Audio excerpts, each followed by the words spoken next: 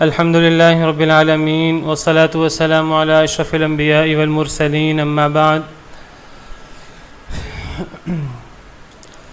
25ویں پارے کے شروع میں سورہ شورى ہے. سورہ شورى کے شروع میں ہی آیت نمبر 10 میں اللہ رب العالمین کا ارشاد ہے وَمَا اخْتَلَفْتُمْ فِيهِ مِنْ شَيْءٍ فَحُكْمُهُ إِلَى اللَّهِ. تمہارا کسی شے میں اختلاف ہو جائے، اللہ نے انسانوں کو مختلف طباع پر مختلف مزاجوں کے ساتھ پیدا فرمایا ہے، تو مختلف مزاجوں کے ساتھ اختلاف ایک ناگزیر امر ہے. اختلاف کی صورت میں حل کیا ہے؟ فرمایا کہ تمہارا کسی شے میں اختلاف ہو جائے فَحُكْمُهُ إِلَى اللَّهِ، تو اس کا فیصلہ اللہ سے کروا لو. اللہ رب العالمین اس کائنات کے خالق مالک رازق ہیں. اللہ رب العالمین نے ہمیں بھی پیدا فرمایا ہے. اللہ رب العالمین نے ہمیں ہر قسم کی روزی، ہر قسم کا انعام، ہر قسم کی نعمت، ہر قسم کی صلاحیت دی ہے.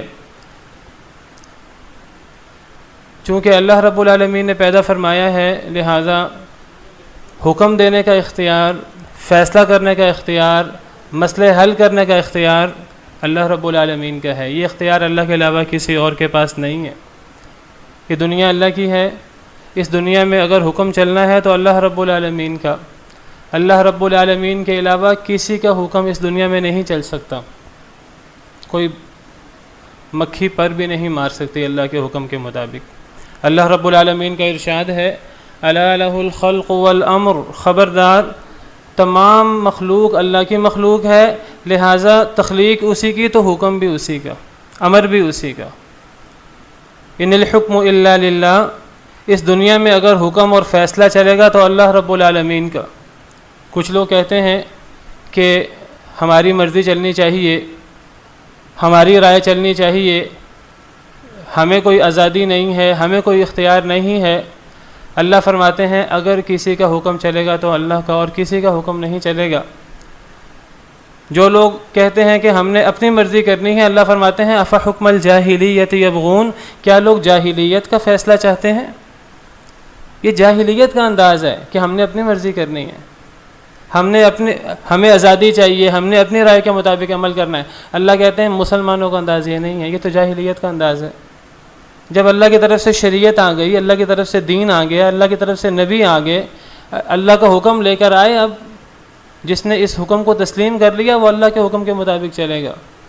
افحکم الجاہلیت یبغون، لوگ جاہلیت کا فیصلہ چاہتے ہیں. ومن احسن من اللہ حکما لقوم یوقنون، اللہ سے بہتر فیصلہ کس کا ہو سکتا ہے یقین کرنے والی قوم کے لیے. تو کسی جھگڑے میں، کسی اختلاف میں فیصلہ اگر کرنا ہے تو اللہ رب العالمین نے کرنا ہے، اور کسی کے پاس کوئی اختیار نہیں ہے. اللہ رب العالمین کے علاوہ کوئی مخلوق اس دنیا کے اندر اس کی رائے، اس کا فیصلہ نہیں چلتا. اللہ کے بعد اللہ کے انبیاء کرام علیہم السلام، ہم ان کی اطاعت کے پابند ہیں. اللہ کے انبیاء کی اطاعت کے پابند کیوں ہیں؟ حالانکہ یہ دنیا انہوں نے نہیں بنائی، وہ بھی مخلوق ہیں جس طرح دیگر مخلوق ہیں. ان کے ہم حکم کے پابند، ان کی اطاعت کے پابند اس لیے ہیں کہ وہ اپنی طرف سے کوئی بات نہیں کہتے. اللہ رب العالمین نے قسم کھا کر فرمایا وَالنَّجْمِ إِذَا هَوَى مَا ضَلَّ صَاحِبُكُمْ وَمَا غَوَى وَمَا يَنطِقُ عَنِ الْهَوَى إِنْ هُوَ إِلَّا وَحْيٌ يُوحَى. ستارے کی قسم جب وہ گرتا ہے، تمہارا ساتھی نہ بہکا ہے نہ گمراہ ہوا ہے. وَمَا يَنطِقُ عَنِ الْهَوَى، وہ تو اپنی خواہش سے نہیں بولتا. إِنْ هُوَ إِلَّا وَحْيٌ يُوحَى، جب بھی ان کی زبان اقدس سے کوئی بات نکلتی ہے تو وہ وحی کی روشنی میں نکلتی ہے. نبی کریم صلی اللہ علیہ وسلم نے ارشاد فرمایا تھا اپنے ایک صحابی کو، جب انہیں دیکھا کہ وہ ہر بات لکھ لیتے تھے تو دیکھا اب نہیں لکھ رہے، پوچھا کہ کیوں نہیں لکھتے؟ عرض کیا کہ بعض لوگ کہتے ہیں کہ نبی کریم صلی اللہ علیہ وسلم خوشی میں بھی ہوتے ہیں، غمی میں بھی ہوتے ہیں، کوئی بات لکھوانا چاہیں وہ لکھ لیا کرو، ہر بات نہ لکھا کرو. تو میں اس لیے اب میں نے بعض باتیں لکھنا چھوڑ دی ہیں. فرمایا اللہ کی قسم اس زبان سے حق کے علاوہ کچھ نہیں نکلتا. لکھو، ہر چیز لکھو، میں غصے میں ہوں پھر بھی لکھو، میں خوشی میں ہوں پھر بھی لکھو. تو انبیاء کی بات اس لیے ہم ان کی اطاعت کے پابند ہیں کہ ان کی اطاعت وہ اپنی مرضی کی بات نہیں کرتے، وہ اللہ کی وحی ان کی زبان اقدس سے جاری ہوتی ہے. تو اللہ کی ہم اطاعت کے پابند ہیں اور انبیاء کرام علیہم السلام کی اطاعت کے پابند ہیں. اور میں یہاں ایک نقطہ واضح کر دوں کہ ہم انبیاء کی اطاعت کے اس لیے پابند ہیں کہ وہ اللہ کا حکم ہے. من یطع الرسول فقد اطاع اللہ، جو رسول کی اطاعت کرے وہ در حقیقت اللہ کی اطاعت کر رہا ہوتا ہے.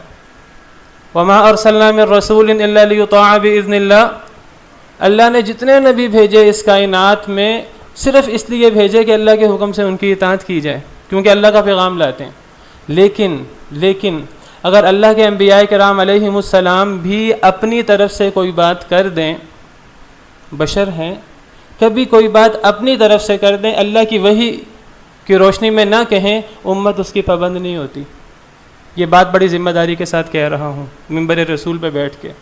نبی کریم صلی اللہ علیہ وسلم نے ایک دفعہ ازواج مطہرات کا کوئی اختلاف تھا آپس میں، زیادہ بیویاں تھیں آپ کی، اس کی حکمتیں تھیں، تو سوکنوں کے آپس میں کچھ مسئلے، تو شہد اپنے اوپر حرام کر لیا، میں آئندہ سے شہد نہیں پیوں گا.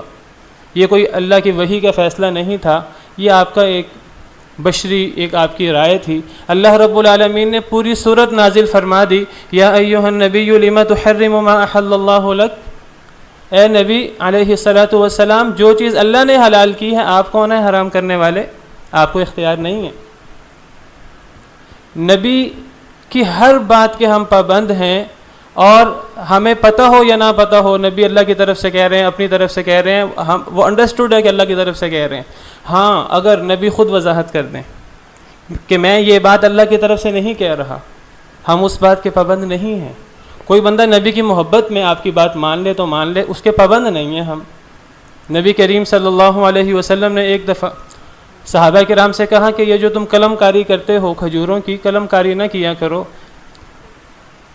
اللہ پہ توکل کرو. تم سمجھتے ہو قلم کاری کرنے سے کھجور زیادہ ہو جائے گی، نہ کرو، نہ کر کے دیکھو. صحابہ کرام نبی کریم صلی اللہ علیہ وسلم کے حکم پر جان چھڑکتے تھے. آپ کا حکم ہوا، انہوں نے چھوڑ دیا. اگلے سال کھجور کم ہوئی تو نبی کریم صلی اللہ علیہ وسلم نے کیا فرمایا؟ انتم اعلم بامور دنیاکم، اے لوگوں میں نے تمہیں ایک رائے دی تھی، جو ایک انسان رائے دیتا ہے، یہ تمہارے دنیا کے امور ہے، تم اپنے دنیا کے امور زیادہ بہتر جانتے ہو. اپنی مرضی سے اگر آئندہ کرنا ہو تو کر لو، یہ میں نے تمہیں اللہ کی طرف سے حکم نہیں دیا تھا. آپ نے خود صحابہ کرام کو فرمایا کہ تم میری ذاتی آراء کے پابند نہیں. نبی کریم صلی اللہ علیہ وسلم نے ایک دفعہ ایک لونڈی جو آزاد ہو گئی، حضرت عائشہ نے اسے خرید کر آزاد کر دیا. دین کا حکم یہ ہے اگر لونڈی آزاد ہو جائے، اس کا شوہر بھی غلام تھا، تو وہ اپنے شوہر کے نکاح کے بارے میں اسے اختیار ہوتا ہے، چاہے تو وہ فسخ کرا لے، چاہے تو وہ شوہر کے نکاح میں رہے اگر لونڈی آزاد ہو جائے تو. حضرت بریرہ حضرت عائشہ نے خرید کر آزاد کر دیا. حضرت مغیث غلام تھے، اب حضرت بریرہ چاہتی تھی میں ان سے آزادی حاصل کروں، میں کسی آزاد مرد سے شادی کروں. حضرت مغیث کو بڑی محبت تھی، وہ ان کو کہتے کہ تم مجھ سے آزادی حاصل نہ کرو، میری نکاح میں رہو، تو وہ نہیں مانتی تھی. تو حضرت مغیث گلیوں میں روتے پھرتے ان کی محبت میں. جب یہ چیز حضرت عباس نے دیکھی، نبی کریم صلی اللہ علیہ وسلم کے چچا نے، تو وہ نبی کریم صلی اللہ علیہ وسلم سے کہنے لگے کہ مغیث سے آپ بریرہ سے آپ سفارش کر دیں. مغیث کی حالت نہیں دیکھی جاتی، وہ بڑی محبت کرتے ہیں بریرہ سے، تو آپ بریرہ سے سفارش کر دیں کہ وہ مغیث کے نکاح میں رہے. تو نبی کریم صلی اللہ علیہ وسلم نے بریرہ کو بلایا، صحیح احادیث مبارکہ میں یہ واقعہ موجود ہے. فرمایا اے بریرہ، تم سے محبت کرتا ہے مغیث، تمہیں اجازت ہے تم اس کا نکاح فسخ کر سکتی ہو، لیکن تم اگر اس کے نکاح میں ہی رہو، تم سے محبت کرتا ہے. تو وہ کہنے لگیں کہ یہ آپ کی رائے ہے جیسے کسی انسان کی رائے ہوتی ہے، یا اللہ کا حکم بتا رہے ہیں؟ آپ نے فرمایا کہ میں تمہیں اپنی رائے بتا رہا ہوں. تو وہ کہنے لگیں کہ میں آپ کی رائے کی پابند نہیں ہوں، اور انہوں نے آپ کی رائے کو تسلیم نہیں کیا، اور انہوں نے آزادی حاصل کر لی مغیث سے، اور نبی کریم صلی اللہ علیہ وسلم خاموش رہے. ساری بات کرنے کا مقصد کیا ہے کہ ہم صرف اور صرف اللہ رب العالمین کے حکم کے پابند ہیں. ہم صرف آسمان سے اترنے والے وحی کے پابند ہیں. اللہ رب العالمین کا ارشاد ہے سورہ اعراف میں، اتبعوا ما انزل الیکم من ربکم، کہ اے لوگو جو تم پر تمہارے رب کی طرف سے نازل ہوا اس کی پیروی کرو. ولا تتبعوا من دونہ اولیاء، اس کے علاوہ کسی شے کی پیروی نہ کرو. اس دنیا میں کسی انسان کا، چاہے وہ انسان کتنا ہی بڑا کیوں نہ ہو، اس کی ذاتی رائے ہو، ہم اس کے پابند نہیں ہیں. کوئی انسان اللہ کا حکم بتا رہا ہے، قرآن کا حکم بتا رہا ہے، نبی کا حکم بتا رہا ہے، علی الرأس والعین، لیکن اگر اپنی رائے بتا رہا ہے اس کے پابند نہیں ہے۔ جب نبی کے پابند نہیں ہیں ہم، تو پھر نبی کے بعد امت کے اور ائمہ کے پابند کیسے ہو جائیں گے؟ اگر کوئی اختلاف ہو جائے تو یہ بات یاد رکھیے، اس اختلاف کو اگر کوئی چیز حل کر سکتی ہے تو اللہ کی وحی، اس کے علاوہ اور کوئی چیز اسے حل نہیں کر سکتی۔ انسان اللہ کی وحی کے علاوہ کسی کا پابند نہیں ہے۔ ہاں، کوئی امتی قرآن سے کوئی فیصلہ بتائے، حدیث سے کوئی فیصلہ بتائے، ہم اس کے پابند ہیں کیونکہ وہ اپنی بات نہیں کر رہا، لیکن اگر اس کے پاس دلیل نہیں ہے اپنے اس موقف کی تو ہم اس کے اندھی تقلید کرنے کے ہم پابند نہیں ہیں۔ یہی یہ آیت کریمہ ہمیں سبق دے رہی ہے، وَمَا اخْتَلَفْتُمْ فِيهِ مِنْ شَيْءٍ فَحُكْمُهُ إِلَى اللَّهِ، جس بارے میں اختلاف ہو جائے اس کا فیصلہ اللہ سے کروا لو۔ یہاں صرف اللہ کا ذکر ہے، دیگر آیات کا مطالعہ کریں تو وہاں اللہ اور رسول دونوں کا ذکر ہے۔ ایک اور آیت کریمہ سورہ نساء میں اسی بارے میں ہے، فَإِن تَنَازَعْتُمْ فِي شَيْءٍ فَرُدُّوهُ إِلَى اللَّهِ وَالرَّسُولِ، اے لوگو اگر تمہارا کسی شے میں تنازع ہو جائے، کسی شے میں تمہارا اختلاف ہو جائے، فَرُدُّوهُ إِلَى اللَّهِ وَالرَّسُولِ، تو اس بات کو اللہ اور رسول کی طرف لوٹا دو۔ رسول بھی اللہ کی بات بتائیں گے، فیصلہ اللہ کے حکم سے ہوگا، فیصلہ وحی سے ہوگا اور کسی چیز سے نہیں ہوگا۔ اسی وحی کے نبی کریم صلی اللہ علیہ وسلم بھی پابند تھے، یہ نہیں کہ صرف امت وحی کی پابند ہے، نبی بھی وحی کے پابند ہیں۔ اسی پارے کی سورہ جاسیہ آخری صورت ہے، اللہ رب العالمین کا ارشاد ہے، ثم جعلناک علی شریعۃ من الامر، اے پیارے حبیب صلی اللہ علیہ وسلم ہم نے آپ کو شریعت دی ہے آسمان سے اتری ہوئی، فاتبعها، آپ اس کی پیروی کے پابند ہیں، ولا تتبع اهواء الذین لا يعلمون، لوگوں کی خواہشوں کی پیروی نہ کریں۔ پتہ لگا کہ جو شخص وحی کو چھوڑ دیتا ہے، وہی چاہے وہ وہی جلی قرآن کی صورت میں ہو، چاہے وہ وہی خفی حدیث کی صورت میں ہو، اس کو چھوڑ دیتا ہے، اب وہ کسی بڑے سے بڑے کسی امام کی پیروی کیوں نہیں کر رہا، اگر اس کے پیچھے وہی نہیں ہے تو وہ اہوائے نفس ہیں۔ ولا تتبع اهواء الذین لا يعلمون، جو لوگ نہیں جانتے ان کی خواہش کی پیروی نہ کریں۔ ہم صرف اور صرف وحی کے پابند ہیں اور کسی شے کے پابند نہیں۔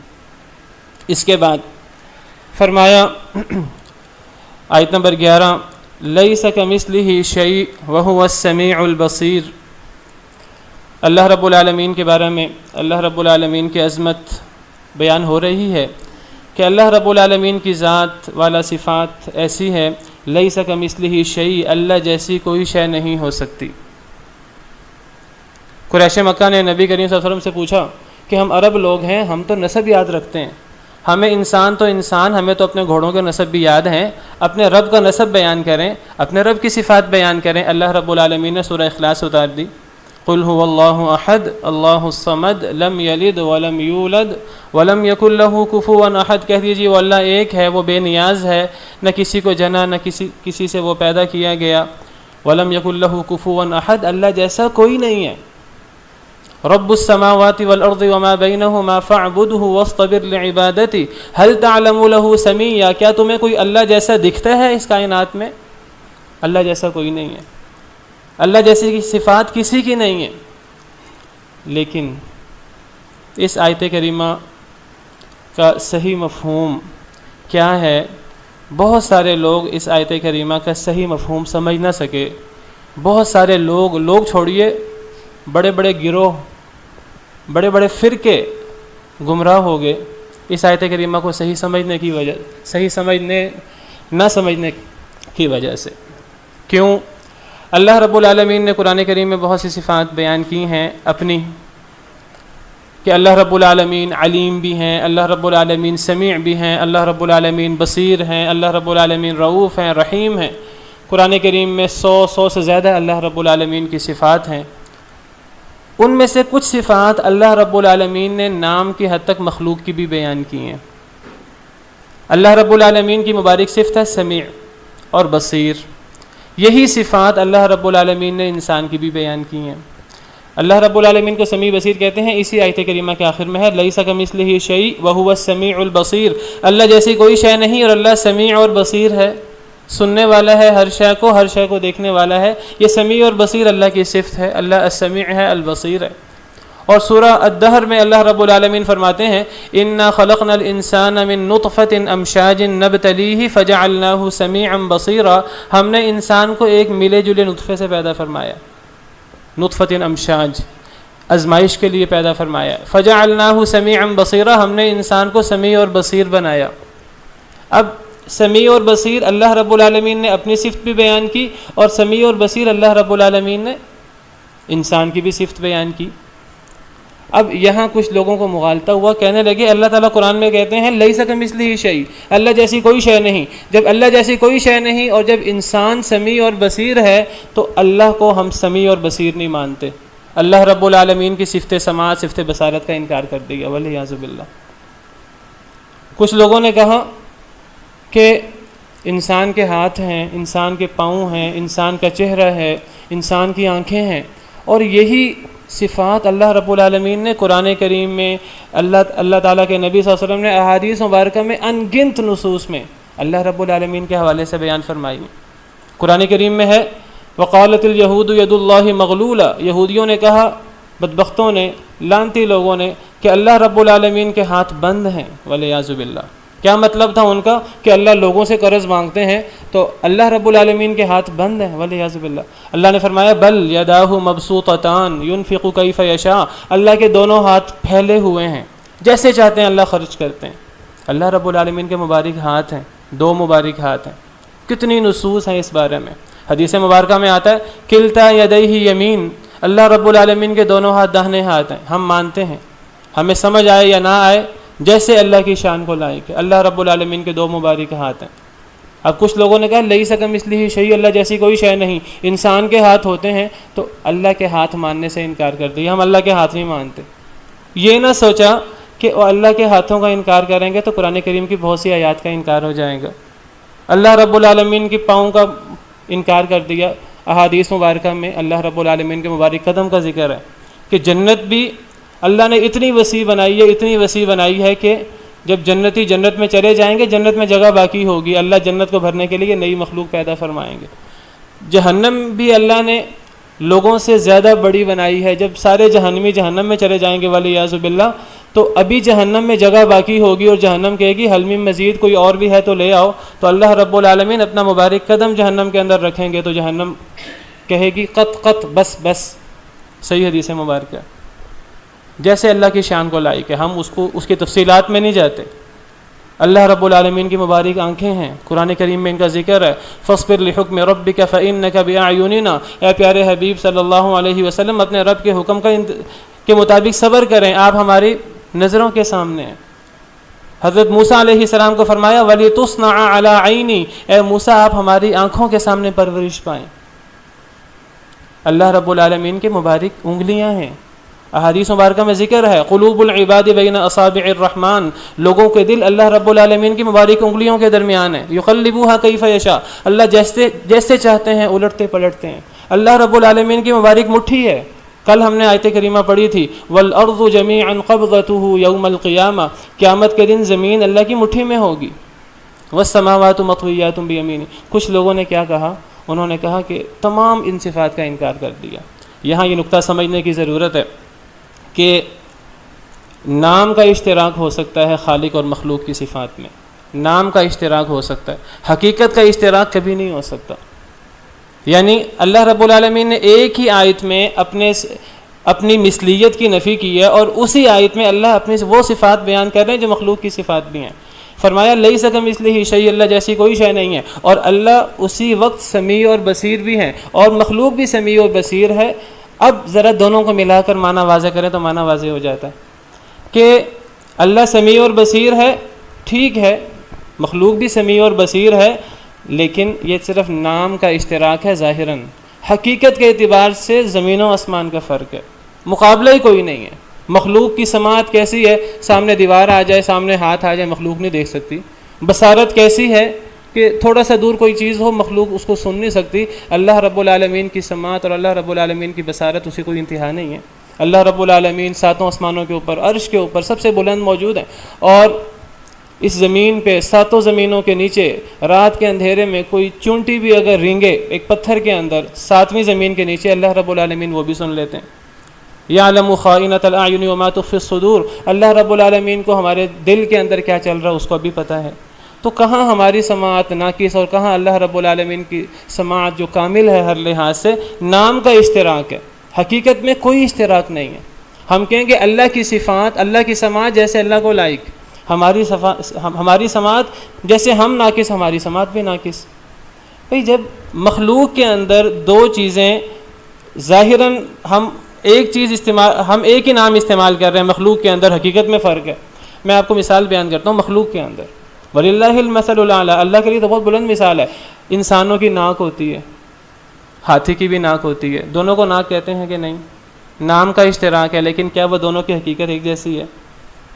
انسان کے کان ہوتے ہیں، ہاتھی کے بھی کان ہوتے ہیں. بہت ساری چیزیں مخلوق کے اندر نام کا اشتراک ہے، صفات کا فرق ہے. یہ تو مخلوق کی بات ہے. وَلِلَّهِ الْمَثَلُ الْأَعْلَىٰ، اللہ کے لیے تو بہت بلند مثال ہے. نام کا اشتراک ہو سکتا ہے. تو یہ اگر ہم نقطہ سمجھ جائیں تو ایک پورا گروہ مشبہہ اللہ کی صفات کو مخلوق کی صفات سے تشبیہ دے دے کر معطلہ بن گئے. اللہ رب العالمین کو تمام صفات سے معطل کر دیا، والعیاذ باللہ.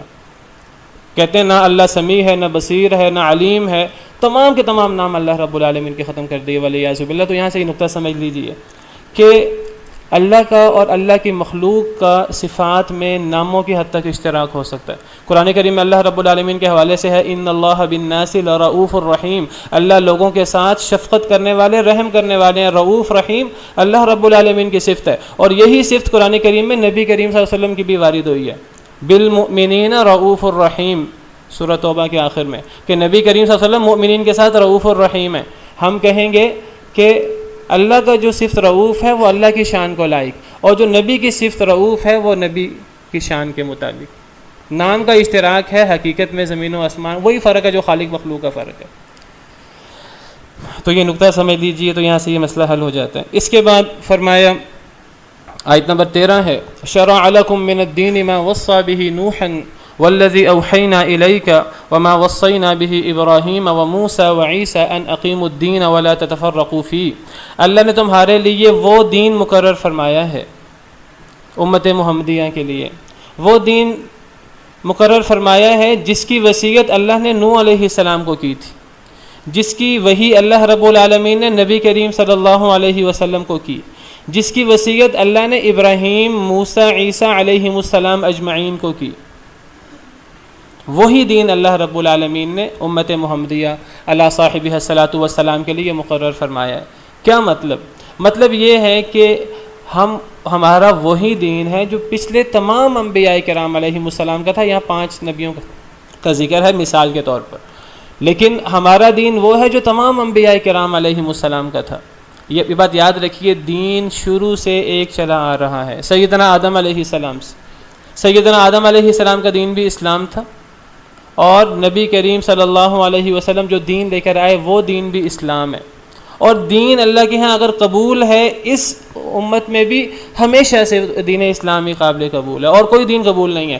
سورہ آل عمران میں اللہ رب العالمین کا ارشاد ہے ان الدین عند اللہ الاسلام، اللہ کے نزدیک اگر دین ہے تو اسلام. اور جو اسلام کے علاوہ دین تلاش کرے، چاہے ہماری امت میں چاہے پچھلی امتوں میں، فرمایا کہ وہ قبول ہی نہیں ہوگا. وَمَن يَبْتَغِ غَيْرَ الْإِسْلَامِ دِينًا فَلَن يُقْبَلَ مِنْهُ، جو اسلام کے علاوہ دین تلاش کرے وہ قبول نہیں ہوگا. وَهُوَ فِي الْآخِرَةِ مِنَ الْخَاسِرِينَ، آخرت میں خسارہ پانے والوں میں سے ہوگا. یہ بات سمجھ لیجئے کہ یہودیوں کا دین یہودیت نہیں ہے، عیسائیوں کا دین عیسائیت نہیں ہے.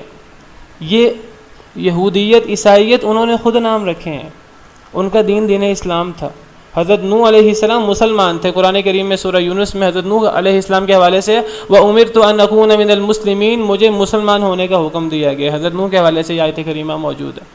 حضرت ابراہیم علیہ السلام کے حوالے سے اذ قال له ربه اسلم، اللہ نے انہیں فرمایا اے ابراہیم مسلمان ہو جا. قال اسلمت لرب العالمین، کہا میں مسلمان ہو گیا. اور اسی بات کی وصیت حضرت ابراہیم علیہ السلام نے حضرت یعقوب علیہ السلام نے اپنی اولاد کو کی. پہلے پارے میں تفصیل موجود ہے. ووصى بها ابراہیم بنیہ ویعقوب یا بنی ان اللہ اصطفى لكم الدین فلا تموتن الا وانتم مسلمون، اے میرے بیٹو اللہ نے تمہارے لیے دین منتخب فرما لیا ہے، اب مسلمان ہوئے بغیر فوت نہ ہونا. حضرت موسیٰ علیہ السلام کا دین بھی دین اسلام تھا. سورہ یونس میں حضرت موسیٰ علیہ السلام کے حوالے سے موجود ہے. حضرت موسیٰ نے اپنی قوم کو دعوت دی یا قوم ان کنتم آمنتم باللہ فعلیہ توکلوا ان کنتم مسلمین، اے میری قوم اگر تم مسلمان ہو تو اللہ پر توکل کرو. حضرت موسیٰ کے حوالے سے یہ موجود ہے. حضرت موسیٰ کا دین بھی اسلام تھا. حضرت عیسیٰ کا دین بھی اسلام تھا. حضرت عیسیٰ علیہ السلام نے اپنے جب حواریوں کو اپنی قوم کو نصیحت کی تو حواری کہنے لگے فلما حس عیسیٰ منہم الکفر قال من انصاری الی اللہ، حضرت عیسیٰ نے کہا میرا مددگار کون ہے اللہ کے دین میں؟ حواریوں نے کہا ہم مددگار ہیں، آمنا باللہ واشہد بأننا مسلمون، اے عیسیٰ گواہ رہیے گا ہم مسلمان ہیں۔ تمام نبیوں کا دین دین اسلام تھا۔ یہودیت یہودیوں نے نام رکھ لیا، عیسائیت عیسائیوں نے نام رکھ لیا، انہی کے نقش قدم پہ چلتے ہوئے ہم نے بھی اپنے دین کا نام، آج ہم سے کوئی بندہ پوچھے کہ آپ کیا ہیں، ہم مسلمان نہیں بتاتے، اس کے علاوہ سب کچھ بتا دیتے ہیں۔ اللہ نے تو ہمارا دین اسلام رکھا ہے، ہوا سماکم المسلمین من قبل وفی ھذا، اللہ نے تمہارا نام مسلمان رکھا تھا پہلے بھی، ہمیشہ سے، اور اس امت میں بھی۔ دین اسلام کیا ہے؟ دین اسلام قرآن اور سنت کا نام ہے۔ دین اسلام کیا ہے؟ وہ صراط مستقیم کا نام ہے، اہدنا الصراط المستقیم۔ یہ اللہ کو ہم سے مطلوب ہے، اسی کے بارے میں سوال ہونا ہے قبر میں بھی آخرت میں بھی۔ ہم نے دین اسلام کو چھوڑ کر ہم نے علماء کے نام پہ، مدارس کے نام پہ، شہروں کے نام پہ، کس کس کے نام پہ ہم نے نام رکھ لی، اور صرف نام نہیں رکھے، ہم چلتے بھی اس کے مطابق ہیں۔ قرآن کی آیت آ جائے، قرآن کی آیت کی تعویل گوارا ہے، بس ہمارے موقف میں کوئی تبدیلی نہیں ہونی چاہیے، خود کو بدلتے نہیں قرآن کو بدل دیتے ہیں، علامہ اقبال کا مشہور شعر ہے۔ تو دین ہمیشہ سے اسلام رہا ہے، اور وہ کیا ہے؟ وہ قرآن و سنت کا نام ہے، اور یہی دین تمام انبیاء کرام علیہم السلام کا تھا۔ تو اللہ فرماتے ہیں ہم نے ان سب کو یہ وصیت کی تھی ان اقیموا الدین، تم سب نے دین کو قائم کرنا ہے، دین اسلام کو، ولا تتفرقوا فی، تفرقوں میں نہیں پڑھنا۔ اسی تفرقوں میں ہم پڑھ گئے، اور تفرقے کے بارے میں قرآن کریم کی آیات ہم پڑھ چکے ہیں، ان الذین فرقوا دینہم وکانوا شیعا لست منہم فی شیء، جن لوگوں نے اپنے دین کو تفرقے میں ڈال دیا، اے نبی آپ کا ان لوگوں سے کوئی تعلق نہیں ہے۔ تو اللہ سے دعا ہے کہ اللہ تعالی ہمیں کتاب و سنت کے ساتھ، وحی کے ساتھ جڑنے کی توفیق عطا فرمائے، اور اللہ تعالی ہمیں فرقوں سے اور ان چیزوں سے اللہ تعالی ہمیں بچائے۔ اللہ تعالی ہمیں کما حقہ قرآن و سنت پر عمل کرنے کی توفیق عطا فرمائے۔ وآخر دعوانا الحمد للہ رب العالمین۔